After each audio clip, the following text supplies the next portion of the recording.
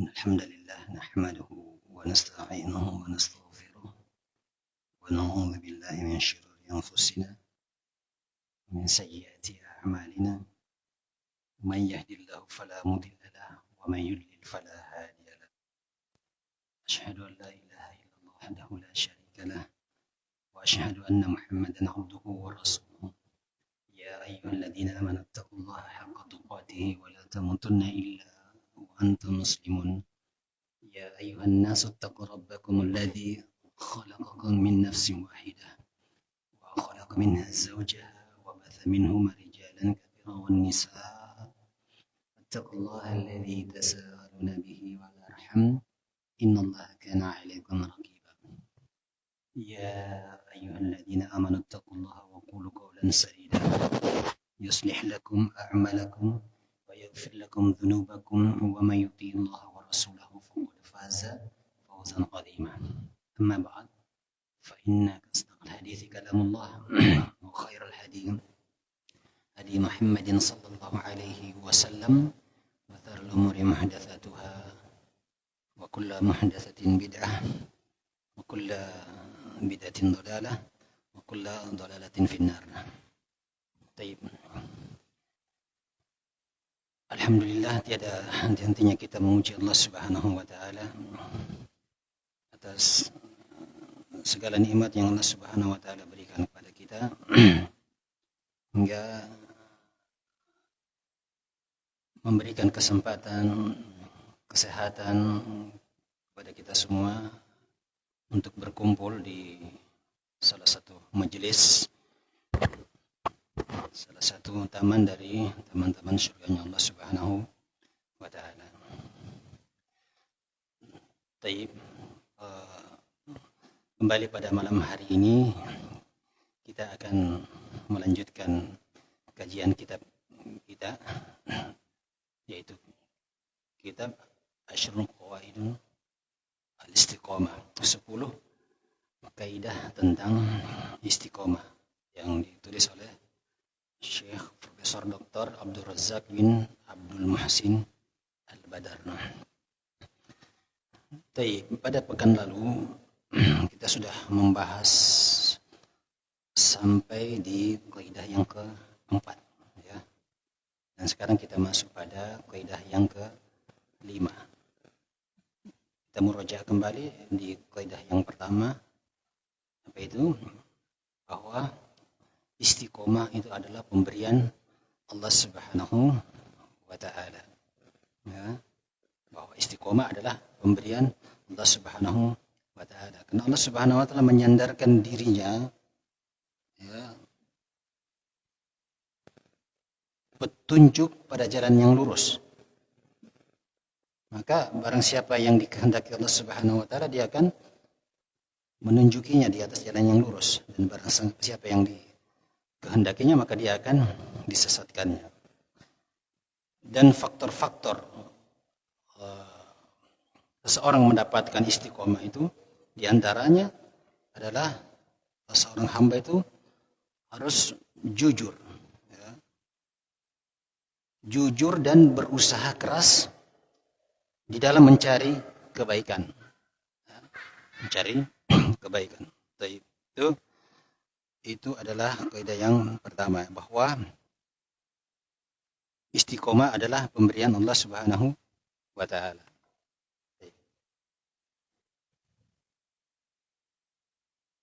Kemudian di kaidah yang kedua, yaitu hakikat istiqomah adalah menetapi jalan yang lurus. Menetapi jalan yang lurus. Dan Syekh di sini menukil beberapa athar atau beberapa perkataan ucapan dari para sahabat dan para tabi'in. Di antara para sahabat yaitu Abu Bakar radhiyallahu anhu menafsirkan ayat tentang firman Allah Subhanahu wa taala, yaitu innal ladzina qala rabbuna Allah tsumma istaqamu.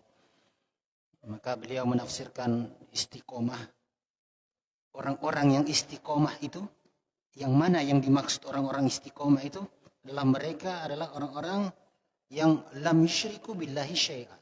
Mereka adalah orang-orang yang tidak menyekutukan Allah Subhanahu wa taala dengan sesuatu pun. Ini yang dimaksud orang-orang, mereka lah orang-orang yang istiqomah. Demikian juga tafsir dari Umar ibn Khattab. Ya, beliau mengatakan bahwa orang-orang yang istiqomah itu adalah orang-orang yang tidak berbolak-balik, seperti bolak-baliknya rubah atau musang. Jika seandainya perkara dunianya baik, dia pertahankan agamanya.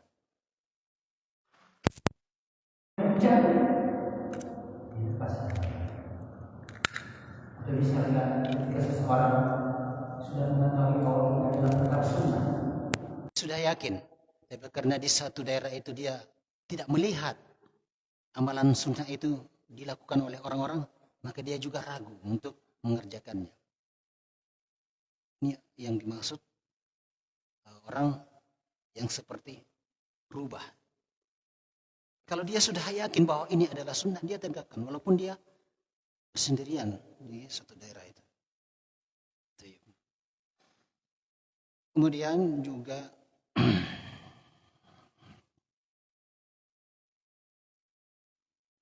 masih dari para sahabat, bahwa yang dimaksud dengan firman Allah Subhanahu wa taala istaqamu, mereka adalah orang-orang yang istiqomah, yaitu orang-orang yang di atas melakukan ketaatan kepada Allah Subhanahu wa taala, melakukan segala kewajiban-kewajiban yang diperintahkan. Ini adalah orang-orang yang istiqomah. Nah, bagaimana agar Allah Subhanahu wa taala mencintai kita? Karena setiap hamba pasti ingin mendapatkan cintanya Allah Subhanahu wa taala, hatta dia orang kafir atau orang mukmin. Nah, bagaimana untuk mendapatkan cintanya Allah Subhanahu wa taala ini? Selain dia melakukan perkara-perkara yang wajib, maka dia juga banyak melakukan perkara-perkara yang sunnah. Sebagaimana Rasulullah sallallahu alaihi wasallam mengatakan bahwa wala yazalu 'abdin yataqarrabu wala yazalu 'abdin yataqarrabu ilayya bin nawafil hatta uhibbahu.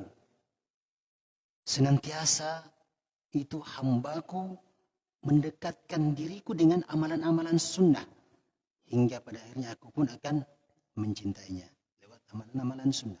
Banyak melakukan amalan selain amalan wajib diperintahkan pula agar kita memperbanyak amalan-amalan sunnah. Ini kaidah yang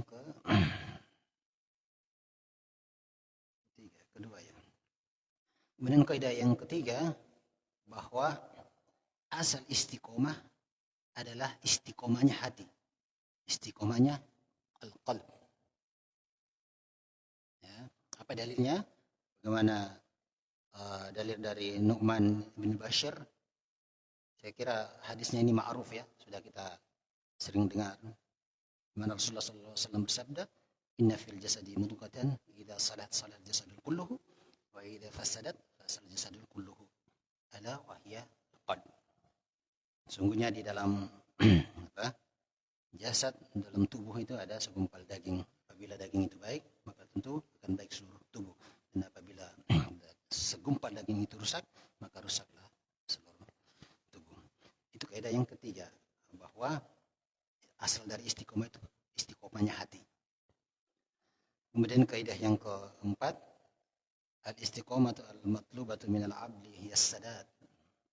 Bahwa istiqomah yang dituntut dari seorang hamba itu adalah dia berlaku sadat, berlaku tepat, berlaku lurus, mengamalkan seluruh kewajiban-kewajibannya sesuai dengan apa yang diinginkan oleh Allah Subhanahu wa taala dan Rasulnya. Dia berlaku lurus, berlaku tepat, mengamalkan amalan-amalan ibadah, berusaha dengan sempurna.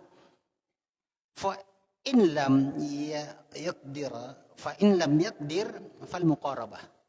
Akan tetapi dia jika tidak mampu, sudah berusaha dengan sebaik-baik mungkin agar amalan itu bisa sempurna.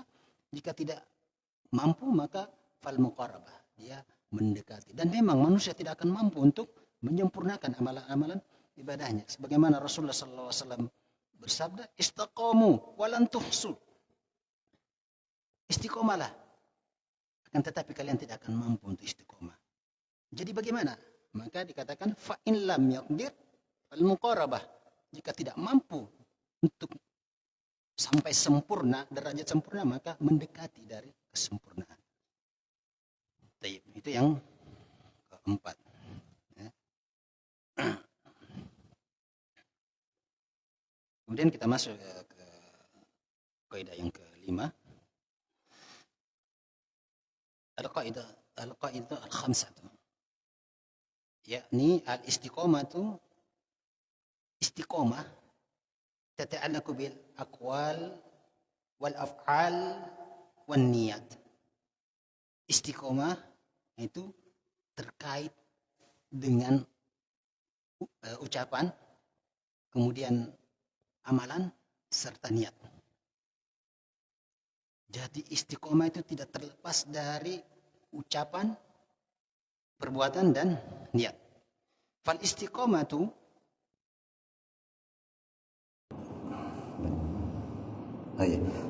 wa fi musnadi, dan disebutkan di dalam musnad lil Imam Ahmad min hadits Anas, dari Imam Ahmad dari hadis Anas radhiyallahu anhu, anna Nabi sallallahu alaihi wasallam, bahwasanya Nabi sallallahu alaihi wasallam bersabda, qala la yastaqimu imanu abdi hatta yastaqima qalbuhu. Tidak akan beriman seorang hamba hingga hatinya istiqomah. Tidak akan istiqomah keimanan seorang hamba hingga istiqomah hatinya. Wala yastaqimu qalbuhu hatta yastaqima lisan. Dan tidak akan istiqomah hati seorang hamba hingga lisannya istiqomah. Taib. Qala Ibnu Rajab rahimahullah taala, Ibnu Rajab berkata, wa a'adhamu ma yura'at istiqamatuhu ba'da qalbi minal jawari al-lisan. Dan yang penting untuk diperhatikan tentang perkara istiqomah setelah hati, minal jawari, di antara anggota badan setelah hati adalah lisan. Setelah hati istiqomah yang perlu diperhatikan kemudian apa? Lisan. Fa innahu turjumanul qulub. Karena lisan ini adalah penerjemahnya hati. Wal mu'abbiru anhu, dan dia yang akan mengucapkan apa yang terbesit di dalam hatinya. Wa yulahadha huna hutarata al-qalbi wal lisan. Maka dari sini diperhatikan begitu pentingnya hati dan lisan ini ala abdi fil babil istiqamati, bagi seorang hamba di dalam perkara istiqomah. Maka hati, lisan serta anggota badan ini saling berketerkaitan satu sama lain. Lisan mengeluarkan apa yang ada di dalam hati, dan hati itu akan terisi dari 3 hal. Yang pertama, ma yarahu, apa yang dia lihat. Yang kedua, ma yasma'u, apa yang dia dengar. Dan yang ketiga, wa ma yatahaddatsu anhu, apa yang dia bicarakan. Jadi hati itu al-qalb itu akan terisi dari 3 hal. Apa yang dia lihat, apa yang dia dengar, dan apa yang dia bicarakan. Kemudian lisan yang akan menerjemahkannya. Seringkali lisan kita itu tergelincir, ya, mengucapkan kata-kata yang tercela, mencela orang lain. Bahkan lisan ini terkadang seringkali mengucapkan kalimat-kalimat yang mengandung kesyirikan dan kekufuran. Dan hal ini tidak terpisah dari apa yang dia lihat, apa yang dia dengar, dan apa yang dia bicarakan. Jadi harusnya setiap muslim itu mengoreksi diri dalam setiap tingkah lakunya, apalagi dalam perkara lisannya. Ingatlah, setiap yang kita ucapkan,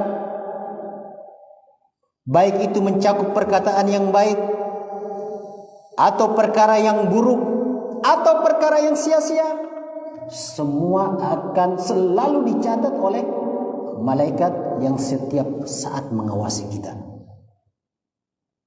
Qala Allah Ta'ala, subhanahu wa ta'ala berfirman, ma yalfidhu min qawlin ladaihi raqibun atid.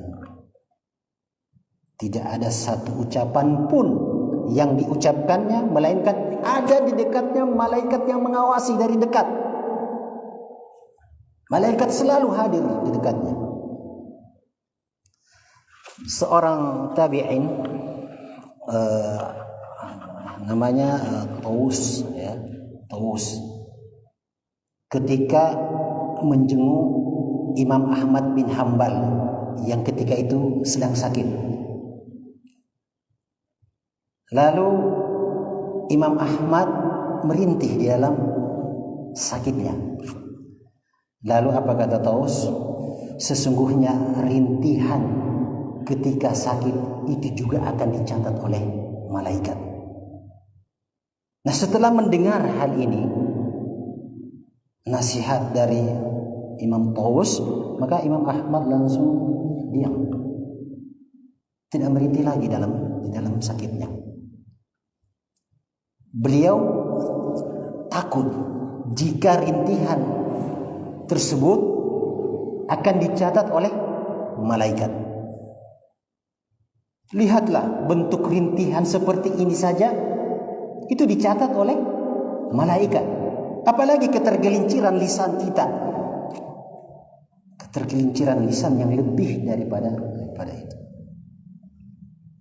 Maka Ibnu Mas'ud mengatakan bahwa tidak ada yang lebih pantas dipenjarakan dalam waktu yang lama kecuali lisan. Jadi hendaklah itu seseorang berpikir terlebih dahulu sebelum berbicara. Siapa tahu karena lisannya itu maka dia akan dilemparkan ke dalam neraka. Rasulullah sallallahu alaihi wasallam bersabda, "Innal 'abda la yatakallamu bil kalimah ma yatabayyanu fiha yazilu biha fin nar ab'ada mimma baina al-masyriq wal maghrib." Baina al-masyriqi wal maghribi. Sesungguhnya ada seorang hamba yang berbicara dengan satu perkataan yang tidak dia pikirkan bahayanya. Tidak dipikirkannya terlebih dahulu bahwa ini akan berdampak sangat besar, sehingga membuatnya dia dilemparkan ke dalam neraka dengan jarak yang lebih jauh antara timur dan barat. Jadi berhati-hati dari ucapan yang akan kita ucapkan. Baik, kita lanjut ya. Qala Syekh Hafizahullah Ta'ala, wa fi hadzal makna qala ba'du ahli ilm. Dan dari makna ini sebahagian para ulama ahli ilm mengatakan bahwa al-mar'u bi asgharihi qalbihi wa lisanihi. Seorang itu tergantung dari dua bagian bi asgharihi, dua bagian yang terkecil dari tubuhnya. Seseorang tergantung dari dua bagian yang terkecil dari tubuhnya, itu apa? Qalbi wa lisan, hati dan lisannya. Fal qalbu wal lisan kilahuma, hati dan lisan ini, karena hati dan lisan ini keduanya mudghatun saghiratun jiddan, merupakan segumpal daging yang sangat kecil. Illa anna jawarihal abdi kullaha taba'u lahuma. Meskipun begitu kecilnya, akan tetapi anggota badan seorang hamba itu seluruhnya akan mengikuti keduanya. Idza istaqama al-qalb, apabila istiqomah hatinya, wastaqama lisan, maka lisannya istiqomah. Dan istiqamat al-jawarihu, istiqomah juga anggota badannya. Apa dalilnya? Bahwa ketika seorang itu istiqomah hatinya, maka istiqomah juga lisannya, istiqomah juga anggota badannya. Dalilnya ya seperti yang sudah kita sebutkan pekan lalu, yang baru kita sebutkan, al-aslul istiqomah, yaitu qalb. Asal dari istiqomah itu adalah hati. Hadis dari Nu'man ibn Bashir radhiyallahu anhu.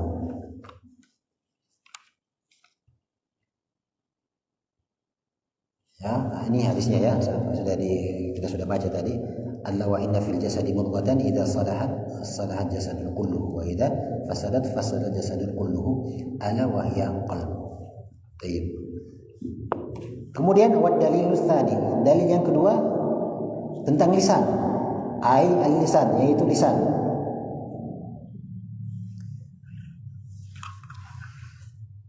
Dari riwayat dari At-Tirmidzi min hadits Abi Sa'id Al-Khudri radhiyallahu anhu anna Nabiy sallallahu alaihi wasallam, ini hadis dari At-Tirmidzi, hadis dari Abi Sa'id Al-Khudri radhiyallahu anhu, bahwasanya Nabi sallallahu alaihi wasallam bersabda, qala idza asbaha ibnu Adam,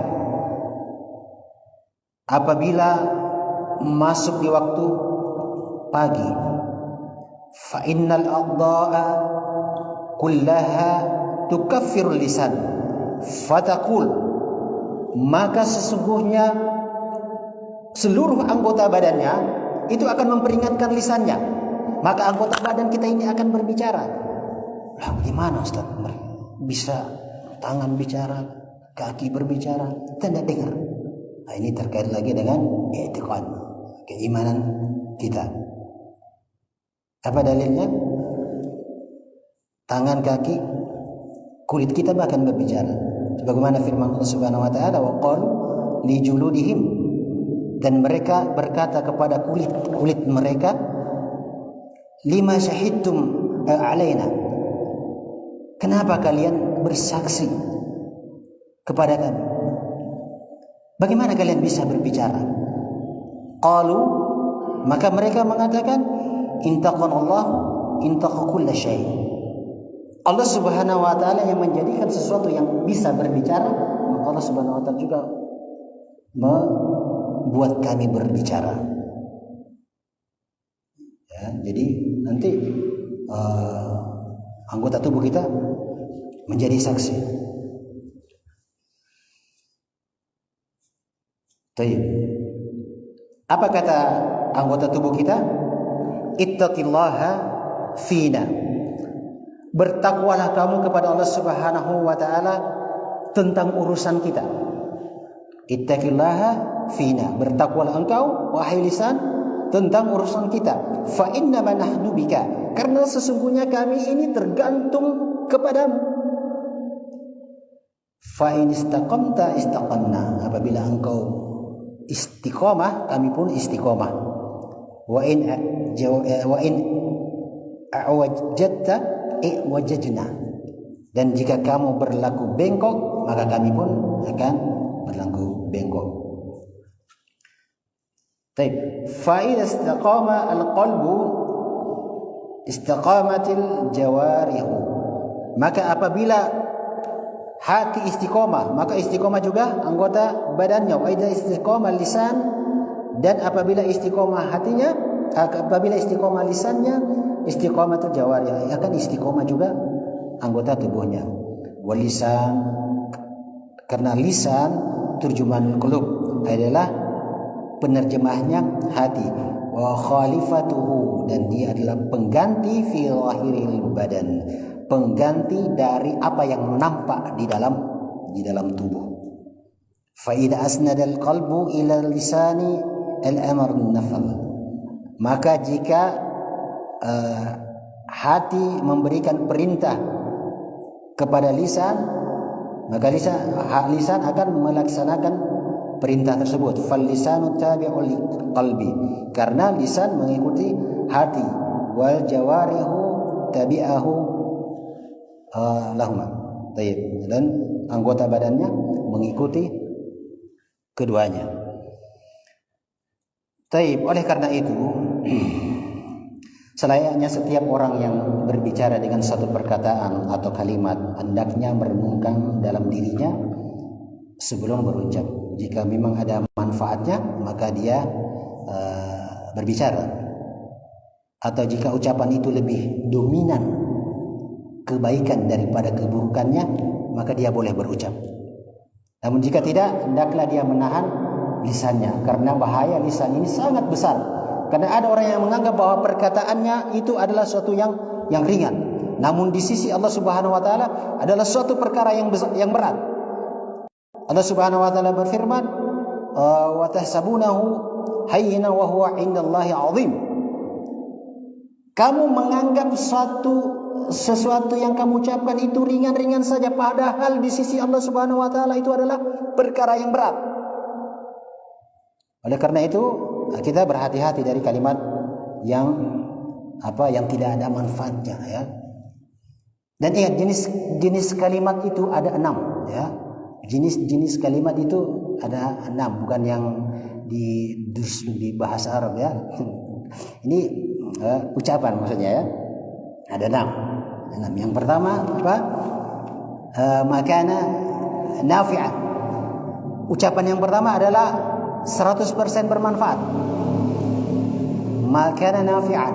Yang kedua, ma rajjaha naf'uhu. Ucapan yang lebih dominan kebaikannya. Yang pertama 100% kebaikan. Yang kedua lebih dominan kebaikannya. Yang ketiga, makana darruhu.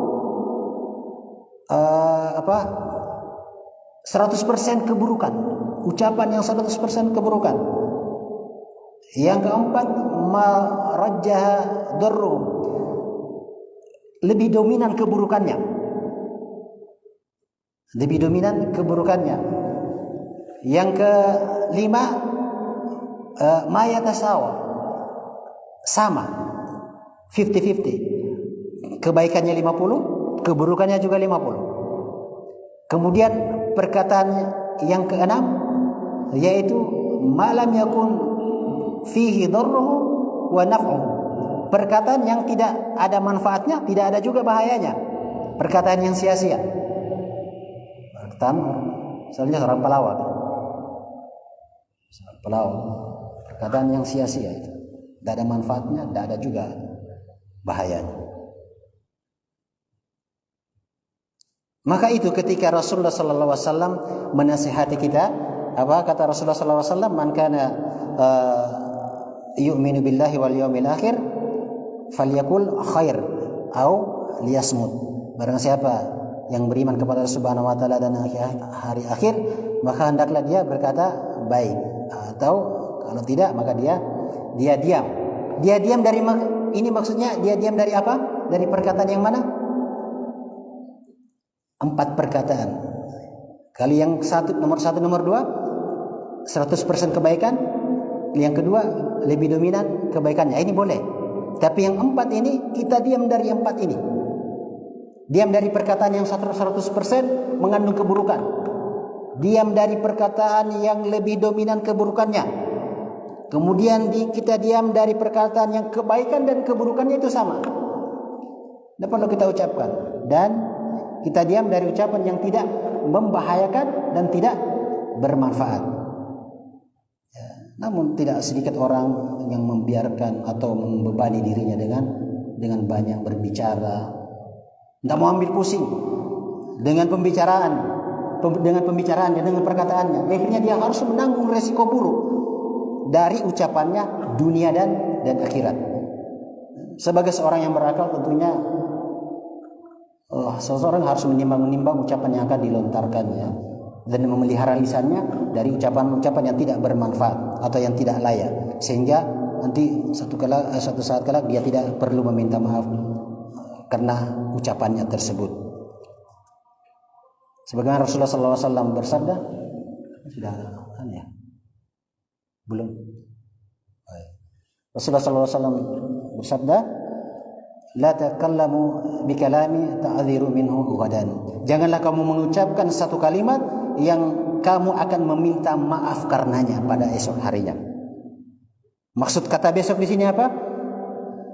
Ya, maksudnya adalah kelak nanti di hari kiamat, yaitu di saat kita harus mempertanggungjawabkan semua perbuatan anggota badan kita di hadapan Allah Subhanahu wa taala. Yang kedua bisa jadi maksudnya adalah besok hari, yakni di dunia saat banyak orang-orang yang menuntut konsekuensi dari ucapan kita. Kita selesaikan tinggal sedikit. Qala Syekh hafizahullah taala, wa lihada kana wajiban ala kulli muslimin an yu'na bi islahi qalbihi. Oleh karena itu wajib bagi setiap muslim untuk memberikan perhatian, yaitu dengan memperbaiki hatinya. Wa anna yas'ala rabbahu tabaraka wa ta'ala, dan agar dia memohon kepada Rabbnya tabaraka wa ta'ala ayyusliha qalbahu, agar dia memperbaiki hatinya, wa an yudhiba anhu, dan agar apa yang menimpanya dari amradul qalb, penyakit hati, dia memohon agar tidak tertimpa dengan penyakit hati, wasqamaha wa anwa'aha wa sakhaimaha, dan penyakit iri, dengki dan hasad, ya. Thumma ya'malu ala islahi lisanihi bil aqwali az-zakiyati wa jawarihihi bil a'mali as-salihat. Kemudian dia melakukan perbaikan kepada lisannya, berucap dengan ucapan-ucapan yang baik, bertazkiyah, maksudnya yang tidak buruk, menghindari ucapan-ucapan yang kotor. Kemudian anggota badannya melakukan amalan salihat. Baik. Ini kita selesai dari kaidah yang kelima. Saya rasa ini saja yang bisa kita sampaikan pada malam hari ini. Insyaallah nanti pekan depan kita masuk pada kaidah yang keenam. Akhirnya subhanakallahumma wa bihamdik asyhadu an la ilaha illa anta astaghfiruka wa atubu ilaik. Assalamualaikum warahmatullahi wabarakatuh.